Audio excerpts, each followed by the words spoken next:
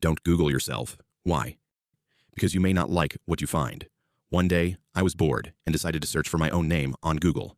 I have quite a rare name, so I didn't expect to find many results.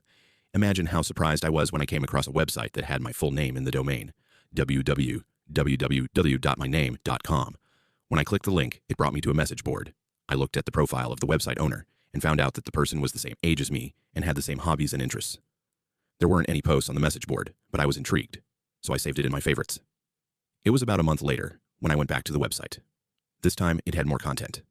There were some diary entries, mostly random things like, the weather was nice today, or I'm so bored in work. Things of that nature.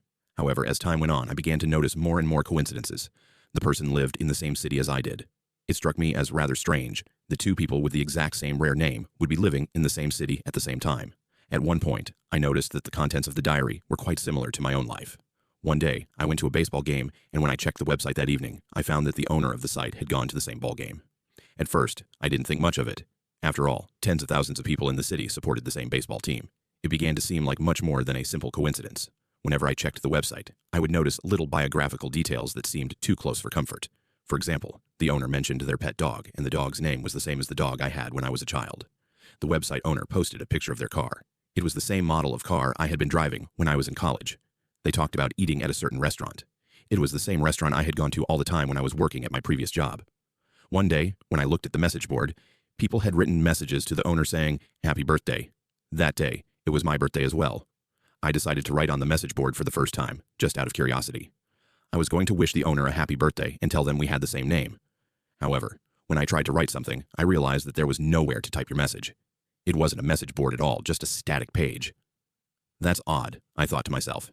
In other words, whoever owned the website had gone to a lot of trouble to make it seem as if it was an interactive site, as if there were other people posting on it, when in actual fact, all the content must have been created by the owner. Why on earth would someone do that? I wondered. I decided to send an email to the owner. It read, "Hi there. Believe it or not, we both shared the same name. Nice to meet you." It was just a friendly email. The next day, when I tried to look at the website, I discovered that it was gone. It seemed like it had been deleted. Then, I opened my mailbox. There was one reply. When I looked at it, a chill ran down my spine. It just read, "Found you." Subscribe for more stories.